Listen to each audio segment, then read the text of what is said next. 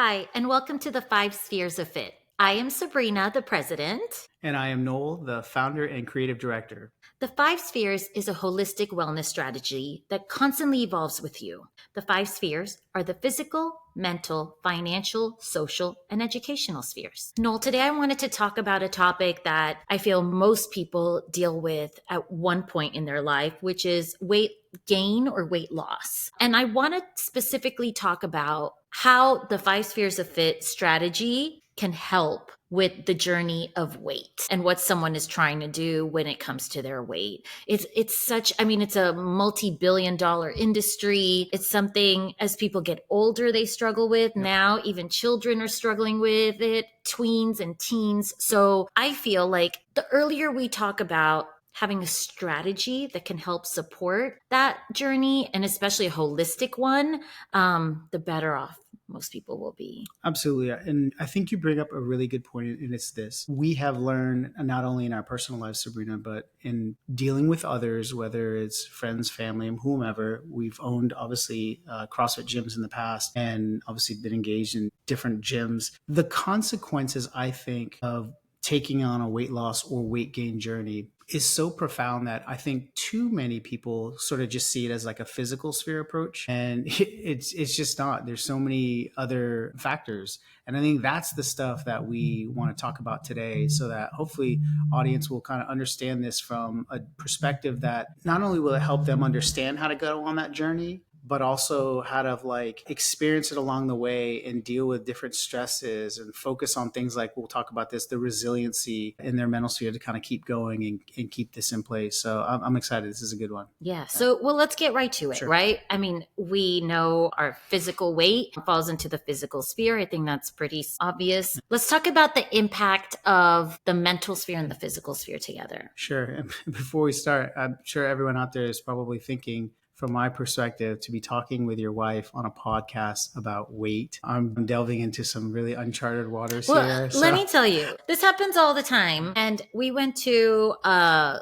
party this weekend, and two men come up to Noel and are like, "This guy, he's always such a rock, so fit." And here I am standing right next to him. I'm like, I work out too, but it's okay. I'm proud of you. Yeah. So here we go. So your question, understanding sort of the mental sphere and physical sphere confluence and kind of how those two are impacting. So obviously when you goal plan and you say, hey, I want to lose weight, or I want to gain weight, as the case may be, I think most people will start out with a plan that really just focuses, Sabrina, on that physical sphere. So they may join a gym, change their diet, start maybe putting protein in the diet. And as we've seen recently, maybe look to medical alternatives. We know of the different jugs and shots that you can take to help you lose weight. So I think when people start in that area, they also want to be cognizant of how that's going to impact them emotionally. Right. And as we just talked about, like that fear of having the conversation sometimes with the people you love about weight loss in particular, or even weight gain as the case may be. But I think more to the point, weight loss, you really kind of have to, in some cases, really kind of tiptoe around that, because you don't want to be upsetting to someone who's going through that journey. You want to be as supportive as you can, but sometimes that's really difficult.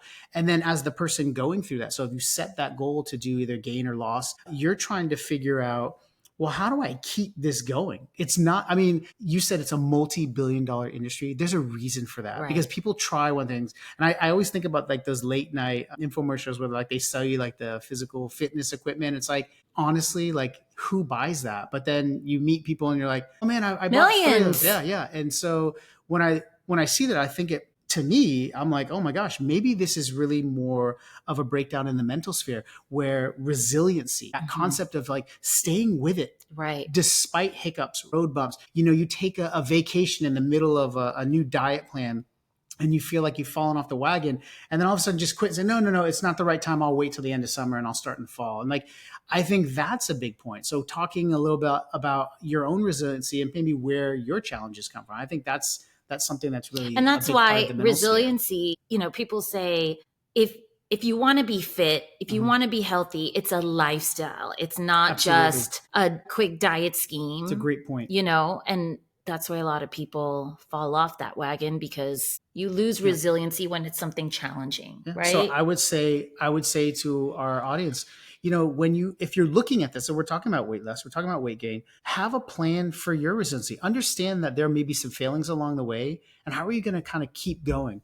The second point I think that's really in this mental sphere that's so important is just your self-talk and motivation. And I don't know how a lot of folks do that. I mean, I'm aware of how motivation works. I've gotten to a point, and I'm about to be 50, and this might sound a little juvenile at times, but I really do like talk to myself. And I don't know how many people do that, but especially I'll go out. I'll give you an example. So I'll go out in the garage. I do my workouts, and it doesn't matter what time of day. If it's 100 degrees out, I'm going. I'm not committed to it. That being said, I know that there are challenges ahead of me, and so I'll break my work up into a 5-round workout. By that third round, Sabrina, like I'm starting to feel like the weight of the workout. So honestly, like yesterday, for example, I was coming up the hill. So I started with a 100-meter downhill run and then run back up 100 meters. I was coming up on that third round, and I just started telling myself, Noel, I love you. I love you so much. I'm so proud That's of you. awesome. Keep going.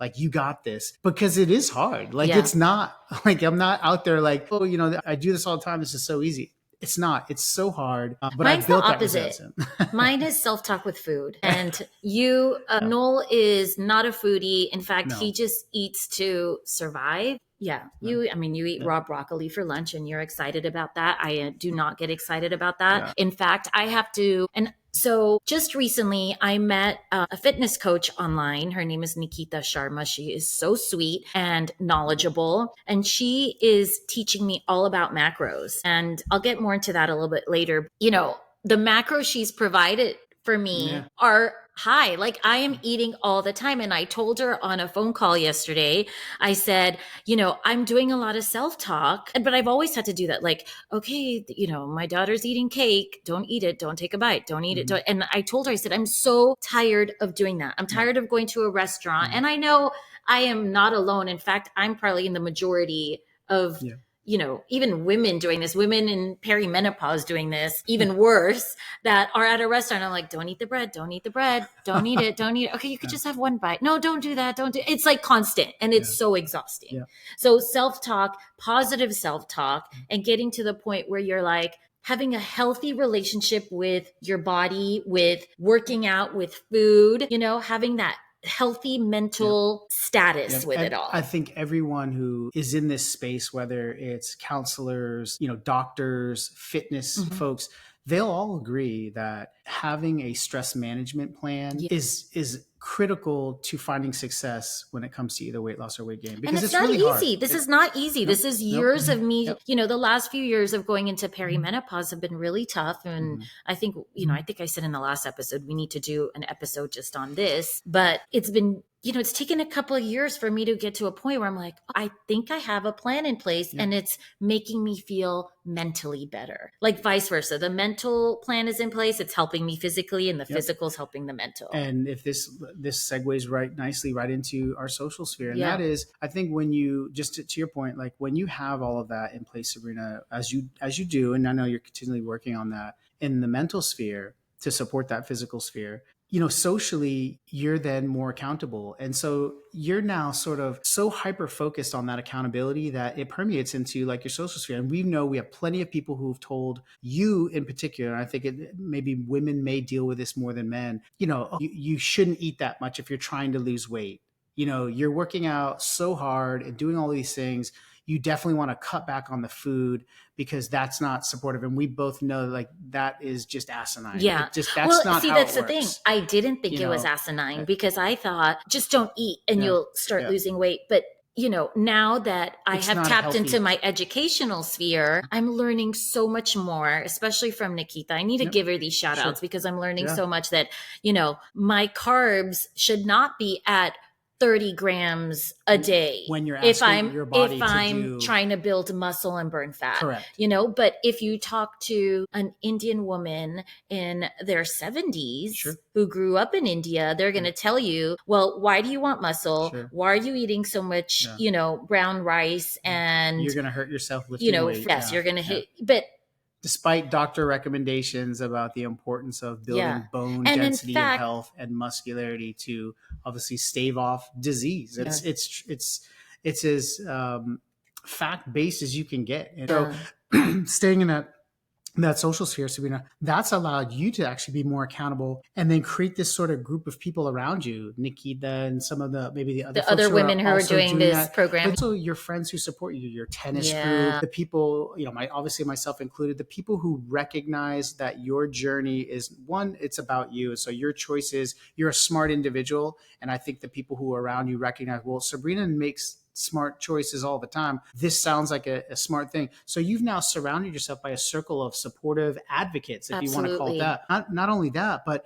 you've now removed a lot of that social pressure. You talked about a second ago, like, maybe particularly folks who are a little bit older and don't appreciate women being this physical. Men who may see, well, what's the point? You don't need that, or whatever the case may be. You're removing a lot of that social pressure. So in our social sphere, we're improving by, if now we've got accountability, we've got this circle of supporters. And I have more advocates. energy. Yeah. So I'm excited to be around Absolutely. all these people. So it's a positive environment. And when you foster that, you're far more likely to have success. And this is weight loss, this is weight gain, this is anything that you might goal plan for. When you create that positive reinforcement, that circle of support, anything becomes possible. Yeah. And then on top of that, if you have that self-motivation, you're doing all that self-talk, you're unstoppable. Yeah, absolutely. And I can honestly say I have felt that way. Now I don't have like a large group of supporters that I lean on. Like I don't have to lean into that. But to your point, like when we went to that party, I mean,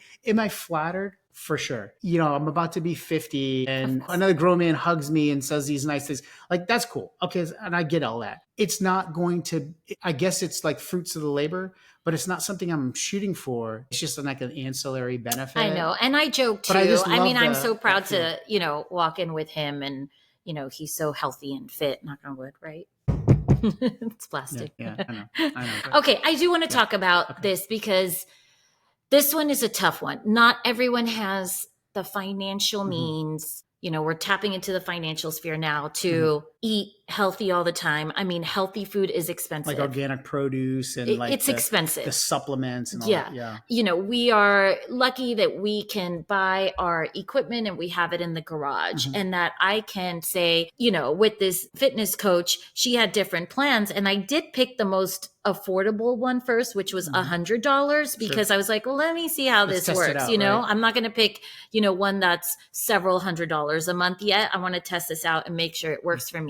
And fair enough, maybe you might not need that level of support. Of course. And so what I like that she's done is she's giving her potential clients opportunities to be like, hey, do you want like full service? Yeah. Do you want some mid-tier? Yes, and that's exactly what it is. She's supporting you exactly where you are in your life. But what about the person that says, well, that's easy for you to do because you have the means, right? And we acknowledge that. And we acknowledge that. So what do you recommend for someone who, maybe is living paycheck to paycheck and is struggling, but knows that if they get this physical sphere in balance, that could help them mentally, financially, socially, etc. So one of the beauties of kind of where we are in the world with the internet and access to information is that there are also a lot of free content pieces, whether it's articles, whether it's websites offering free workouts. I know even here in our community, the library, I think like on Saturdays or Sundays, they have like free workouts. So you've got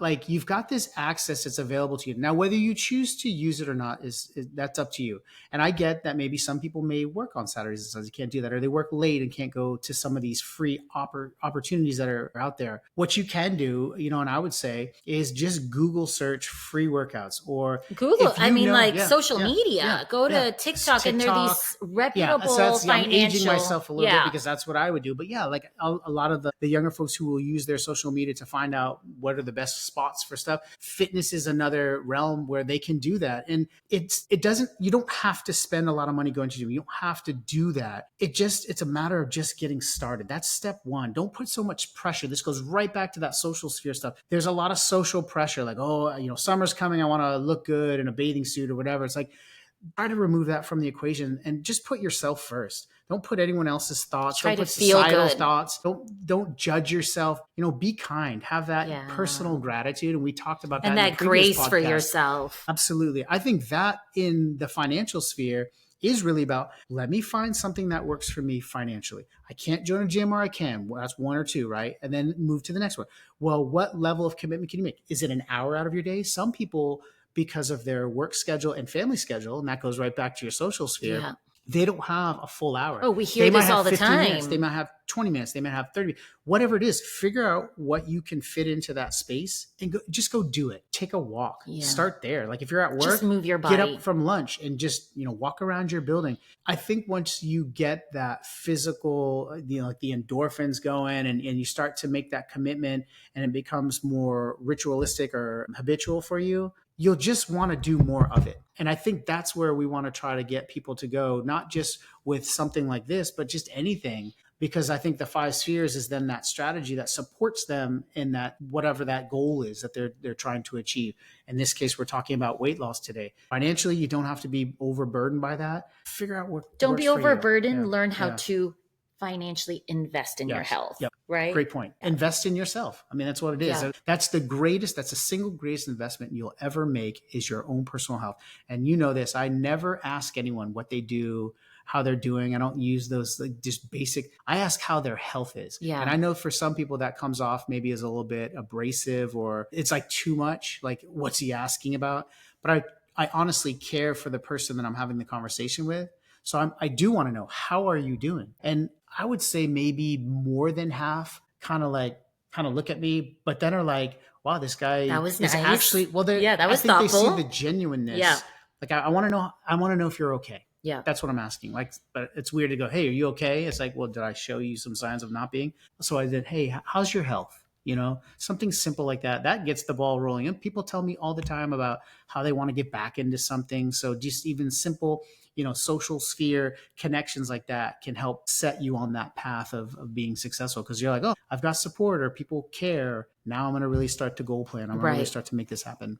Yep, absolutely. Let's shift to the last sphere, which is the educational sphere. And I feel like I've really tapped into that one in the last few weeks. Nikita's the one that I started following her on Instagram, and she reached out to me and said, thank you for the follow. So that led me to, click on her website and read more about what she does. And I feel like I have learned so much from her just in a couple of weeks. And of course, it's stuff that was on the internet, Googling, but I didn't take the time to really learn and understand it. It wasn't I created these macros for myself, and that's the first thing I told her. I said, I'm doing it wrong and I need some help. And, then I found someone else online after I started working with her who provides your macros for free. So there are free services online that do that. But just understanding nutrition, understanding fitness, understanding your body. And it does take time, but you gotta invest in it. You gotta put that time to take care of yourself. What's a great point to make here is, I said in the outset, like there's a multi-billion-dollar industry. I think you said it actually, multi-billion-dollar industry, and everyone's trying to sell you on the next great weight loss idea or strategy. I think one of the things that we overlooked oftentimes, and that you may call them failures or whatever, but I also think it's like mistakes that you made along your journey in weight loss. And I'm not talking about you, but just anyone in general. Like those are such great guideposts for someone who's trying to make this a lifestyle, like you said earlier, is recognizing where do I fail? What are the things that maybe I have done in my past on a journey like this where I couldn't get to the point of being resilient because I kept doing X, Y, or Z, and figuring those things out. That's as much educational as understanding the nutrition going into your 100%. Body, the workouts that you're engaging in. So many people, they'll go to a gym and all you're doing, Sabrina, at some of these global gyms, you're just renting the equipment. Yeah. That's all you're doing. So unless you have a plan in place or someone has taught you how to do so, or you're certified perhaps, as we are in the CrossFit methodology as a certified coach, I understand what it is I'm trying to achieve every time I go to any gym that I go to. But I know that a lot of folks may not be in that situation. So I think it's important educationally to understand, like, one, what you're going to put into your body. That's 80%. And then number two, what are you going to do for your workout and why are you doing it? What are the end goals for you, and are those beneficial for you in the long run? As we age, we want to try to build muscle and bone density and things like that, and obviously make sure our cardiovascular and respiratory systems are highly functional. Right. Like those are important things, but maybe we don't need to be running marathons or lifting, well, maybe we do need to lift a lot of Yeah, weight, yeah, but you know what I mean? yeah. Like, but to my point, just understanding that from an educational standpoint, like be smart about what you're doing. Don't do crazy Yeah. stuff that maybe the risk versus the reward is way out of whack. You know, I like to do a lot of crazy stuff, but I'm also very different that way. And I recognize that. And So so are don't look at marathon me as a runners, if that's comparison. something Yeah, that they I couldn't enjoy run a and are marathon. passionate about, of Yeah. course. Go But if you're for it. not passionate about it, If you're doesn't not, mean you yeah, have to do yeah, that. You could find something yeah. else That's, and what I mean by that that, fits your I'm not going to look needs. to the marathon runner as like my source of like inspiration to go do something, because that's not where I'm at. Yeah. Those are highly trained athletes and they're incredible. I couldn't even imagine. Yeah. Heck, I have trouble running a mile. So I don't look at that. So I just think the point here, just be smart about what your choices are in all aspects of this whole weight loss journey, Yeah. because I think that too will help you go back to that mental sphere of resiliency and make this like an event that will actually happen. Like you're going to be successful, and then you're going to be able to do just rinse and repeat and keep Right. this going. And to your point, make it a lifestyle. I was just thinking when, we chose the topic weight loss or weight gain on this episode. So far, so good. We've made it through. Yeah. No fighting. Yeah. But you could take any goal or challenge in your life and apply the 5 spheres of fit strategy. Absolutely. And that's what I was thinking right now. I mean, I've known that, but it was just something I thought of, just saying out loud on this episode. We've said, here you go, right? Organize. We've given you sort of this framework. Evaluate the opportunities with the little bullet points there of how you look at this weight loss journey. And then thirdly, how you come up with those solutions. Yeah. Right? Organize, evaluate, problem solve. Give yourself that grace, give yourself that opportunity to be successful. The 5 Spheres platform is the very platform to which to launch you into that success. Then you just got to do and put in the work. And that's the hard part. Yeah. Right? We've given you the platform. The hard part is go to do it. Right. Like anything else. And I'm not making light of it because I do know this is really hard. And I know our focus has been on weight loss. We know about, child obesity here in America and how just incredible those numbers have become. And then obviously with adults in America, and it's a big thing, but also that concept of weight gain. And I know some families out there, they deal with that. Maybe their children are a little undersized, maybe they're undersized and they need to put on weight, as a protective measure for themselves and their longevity. Covering both bases, I do think the platform of 5 Spheres is like an ideal one in which to sort of launch you into that goal planning for either one of those two goals. And then you sort of put the meat on the bone and just go to it. I like that. Fine. Those are your final thoughts? Or? Those are my final thoughts. Anyone who's on this journey, good luck. Stay the course. If you fall off the course, get back on. Don't beat yourself up. Yeah, don't beat yourself up. Give yourself some grace. Reevaluate your 5 spheres plan, and eventually you will get there. Reach out to your social sphere for support. It's so important. And just remember, it's not just we're not just worried about numbers on a scale. We're worried about balance in all our 5 spheres. 100%. 100%. Well said. Thank you, everyone. Thank you. Have a great day.